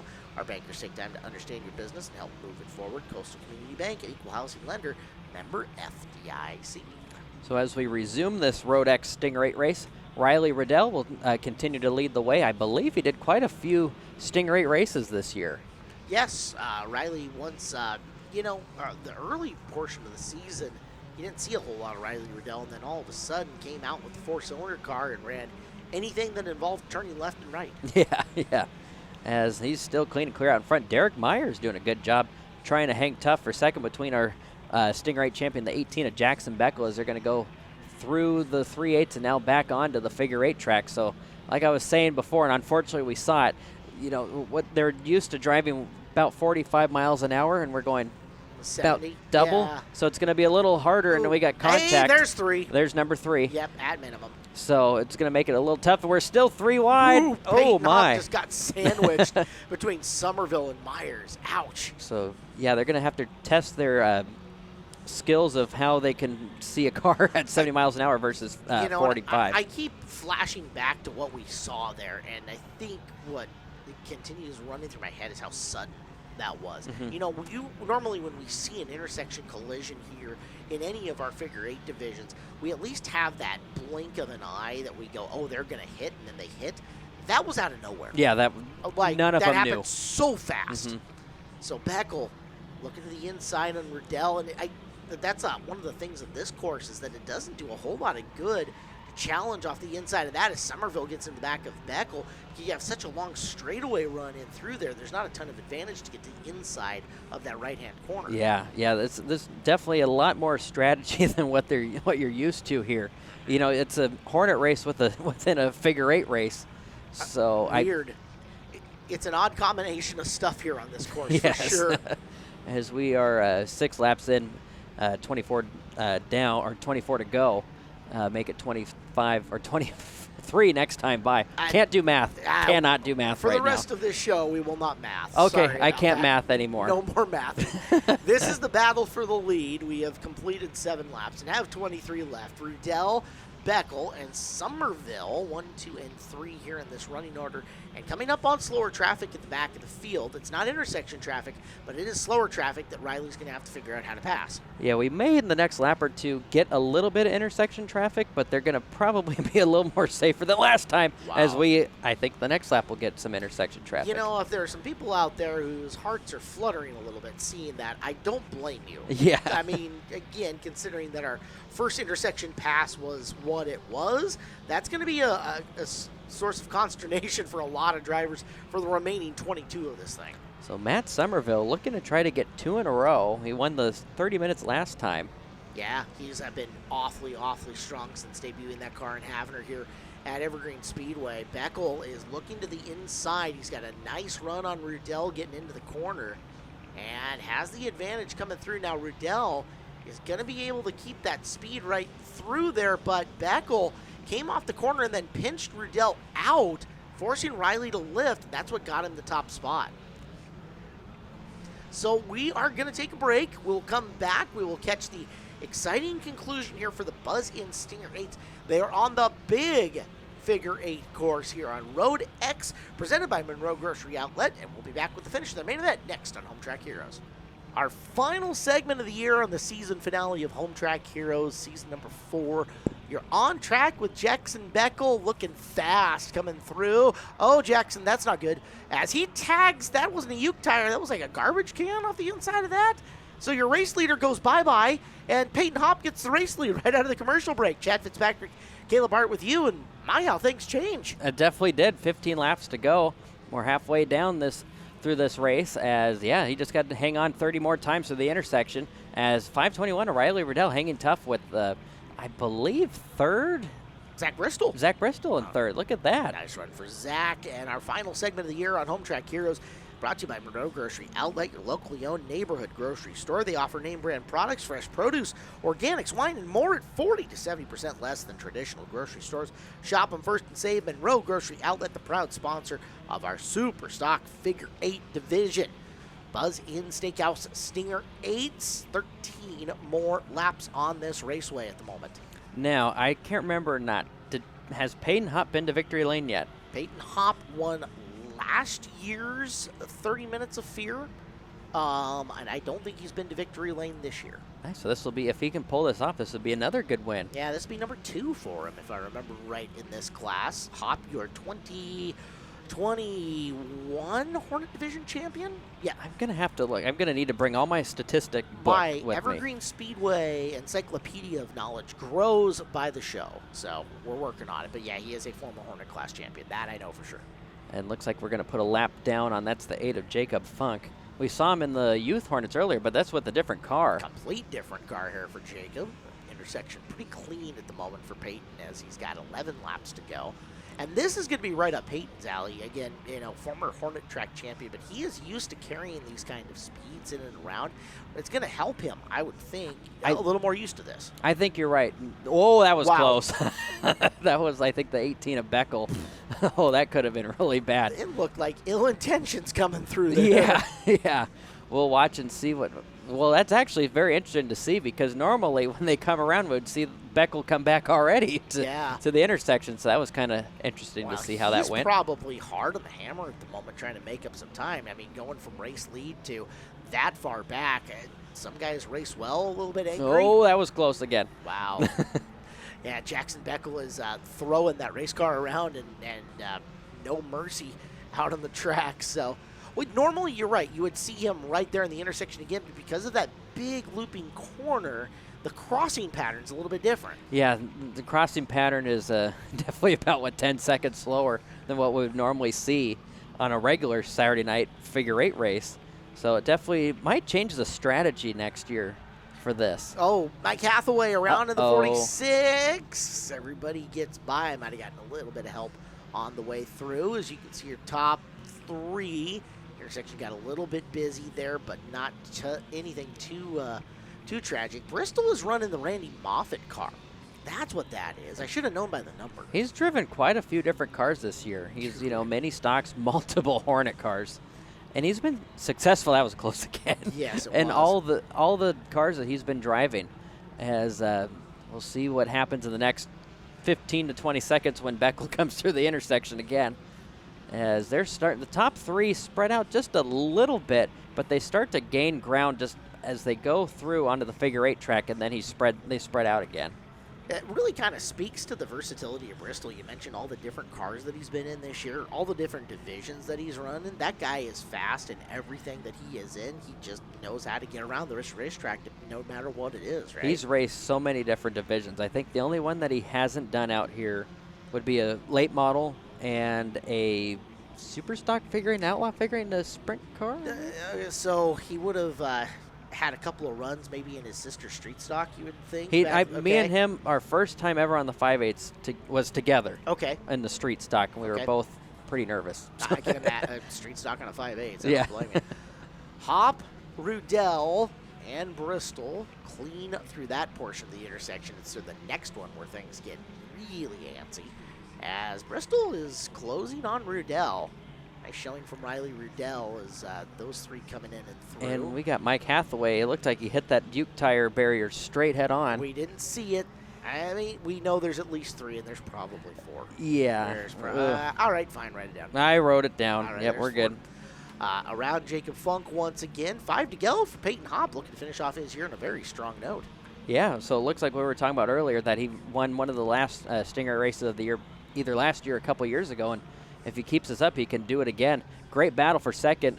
Jacob Funk right in the middle of this battle, and we'll see what Zach Bristol can do to try to get around the 521 of Riley Rudell. This is not the place that I want to be right in the middle of that battle, right? Especially in the intersection. You want those guys ahead of you or behind you, but not side by side with you, especially in this intersection. Well, and if you're in a battle like that, personally for me, I would rather be Zach Bristol. I'd rather be the one trying to pass. I don't want to be in Riley Rudell's situation where you're trying to hang on for dear life for one more spot. I hate that feeling. It's nice to be the cat, not the mouse. You'd rather be the hunter and not the hunted in this situation. Don't blame me at all. 3 to go as we're watching the race for second between the 521 of Riley Rudell and the 102 of Zach Bristol here at Road X. The final show of the year here on Home Track Heroes. As sneaking around on the inside, Bristol. Good run. He might have second here. It looks like he has got it. He's got it for now, and we'll see if Riley Rudell has any other. A little bit of a love tap, and doesn't look to have any hindrance to Zach Bristol. We'll keep going. Just a tap, though. He did not get into a corner panel. It was Nope. straight on the bumper. So, and that helped Bristol actually going through the corner. White flag this time by. So final lap of the year here on Road X, at least for the Stinger 8s. We should mention this is not the final race of the year. It's the final episode of Home Track Heroes, but we do have the Pumpkin Smash Enduro coming up here in a little while. So check out evergreenspeedway.com for dates, times, ticket information, all that good stuff. Pumpkin Smash Enduro, the final race of the year. We're just not going to put it on Home Track Heroes as Peyton Hopp gets the win. Bristol second, Rudell third, and we go to the Angel of the Winds Casino Resort Podium and DT on TV. Zach, you had quite the crazy race. I'd argue you were a little more prepared for it than everyone else, having raced the Boot before and Stinger 8s. You got to combine that knowledge. Who helped you put those things together? Randy Moffett. He wasn't feeling well. He came up to me right before heat race time, like, hey, do you got your gear? I trust you with my car, which was kind of surprising. But yeah, he like just hop in, have some fun, and that track was very tricky, very tricky. This corner down here in the left-hander, how you braked and everything, it was totally different. And the guys had a little bit of a head start where they ran practice heat race, had a bunch of laps on me, and thankfully by the end of the race, I was able to run back up there and get second. Great performance out here by the 2023 Hornet champion. Stinger 8 second place. That's Zach Bristol. Another Hornet champion up here on the stage. That car was real fast, and you just held your line perfectly. What helped you do that? Oh man, that was a very fun race. Jackson gave me a run for my money, and so did Riley once he spun out. Yeah, Riley and Zach were putting on a lot of pressure, and that was the most exciting figure 8 race I've ever done in my life. I got a lot of people to thank. Hornets Nest Racing, first and foremost, they helped me build this car, and all success is owed to them. I mean, they've really just done a fantastic job. GN Northwest, Exterior Wall Systems, Fast Eddie's Tires Pros, Brandy Hood Promotions, Matt Johnson Design, Grandma, Grandpa Hop Racing, Papa's Tavern, my main sponsor, off of US2, and just all the fans that came out. I mean, we can't race without the fans, and man, it's just an incredible feeling to run a figure 8 race like this. Woo! Winning the crazy one on the Road X, driver the number 16, Peyton Hopp. Well, Chad, let's finish this. Buses finish our year off. It has been epic bus racing. There's no better bus racing than here at Evergreen Speedway, and it is our final segment, our final race of the year here on Home Track Heroes. We'll tell you who the buses are. We got to let you know Monroe Grocery Outlet has brought all of Road X to you. Monroe Grocery Outlet, your locally owned neighborhood grocery store. They offer name brand products, fresh produce, organics, wine, and more at 40 to 70% less than traditional grocery store. Shop first and save. Monroe Grocery Outlet, proud sponsor of the Super Stock Figure 8 division. That's how much we like them. We gave them 2 reads in this segment, not just 1. Look at that. And right? we are going to do, it looks like like a flagpole bus on a. All right, this is our first ever bus on a pole race. So we're going to try our best to tell you who they are. So the first green bus is the 48 of J. Van Buskirk, and then we go to the 30 of Lars Sangren. Okay, and then we have got more buses. The yellow baby bus is Steve Schoenfeld. Okay, the white 24 bus is Brian Duncan, and the yellow and blue 27 is Conley Graber. We know that one. John Peterson is in the 59 cheater bus. Remember that. That bus cheats, as does the driver. Jeff Ritter, the red, white, and blue flag bus, the 65. Michael Duncan, the 78. That's a blue and red bus. Jeremy Pratt is in the correctional facility bus. Yes. It's the 911. And the little itty-bitty baby small gray bus is Cody Day. And looks like, I believe we're racing, possibly? Or I they're didn't still see- trying to well, figure out.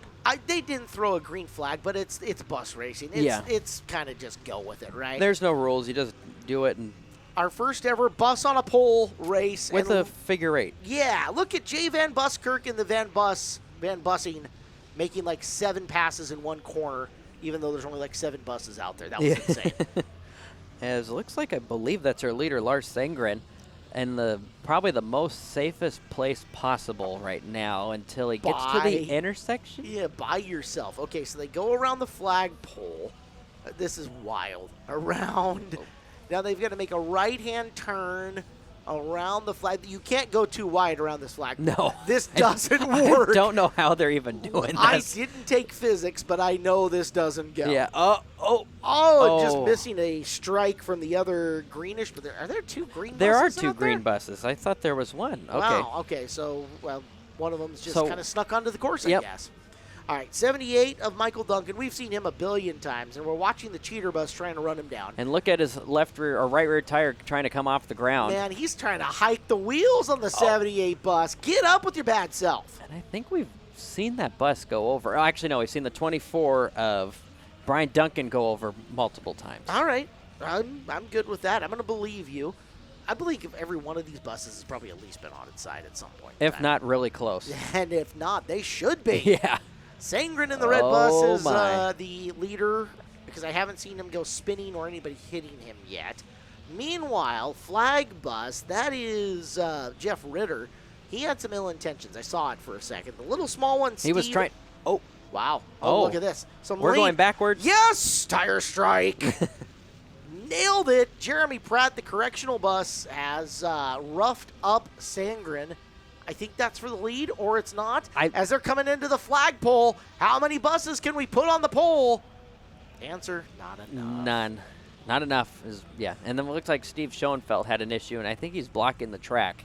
Steve, come on, man. He's done this more than enough times. He knows, we got the Duncan and the Pratt. jail bus. Yes. Van Buskirk in the Van Bus looking good. Look at the speed he got in and through there. And then through the intersection, oh boy, Cody Day, look out, feeling racy. So that was actually the 48 of J. Van Buskirk that's right there. So that's the first green bus right there. The first green bus is that one. Bobbing and weaving around the Department of Corrections bus. Meanwhile, the 6 of Steve Schoenfeld is just going to hang out. Yep. That's a good hangout spot. And probably the worst seat of the house. I do like that the blinkies are working on the Sangren bus. That's good news. Mm-hmm. And we should think Sam Day does a lot of work on these buses to keep He them up and does. rolling. So we should say a big audio thank you to Sam. Yes, thank you. As we would not have bus racing without it. There it is! There we go. That bus looks Bang. to be... Ooh, that's probably a Dunn bus. Brian Duncan in the Duncan Dunn bus, the 24, smashing into the side of Sangren. Here's the replay. Boom! Bingo. If that's how this thing ends, if that's our last view of busing for the year, yeah, baby. Yep. Exercise that rage. Here it comes from the cheater bus's point of view. Oh, that was a hard one. Rumpled up the left side, so that's awesome. Chad, thank you. A Thank great you. way to finish the year, man. That was awesome. I got to thank all of our crew, and not just the normal ones that we thank, but in order, our film crew this year, Kai, Kieran, Joe, Quentin, Jasper, Zayden, Natalie, Emily, Naomi, Angie, and Morgan. our drones and GoPros, Brandy, Mike Rose, and Moonman FPV. Derek and Griff on the back end putting the production in all the time. Big thank you to those guys. On-track interviewers, Cole, Jeremy, Morty was there for a bit, Earl, and then, of course, our in-studio co-host, Greg Pylan, Chad Fitzpatrick, Haley Constance was here. We had Derek Todoroff, Ben White, Mackenzie Dietz, Kyler Hope, and Dirk Kruzwick. Thank you guys for all being with us here at the conclusion of Season 4 of Home Track Heroes. We hope we'll see you again. Check out evergreenspeedway.com for all the ticket information for the schedule next year. My name's Caleb Hart. See you in April for Season 5 of Home Track Heroes here on Seattle 11. Good night, everybody. Thanks for watching Evergreen Speedway's Home Track Heroes on Seattle 11.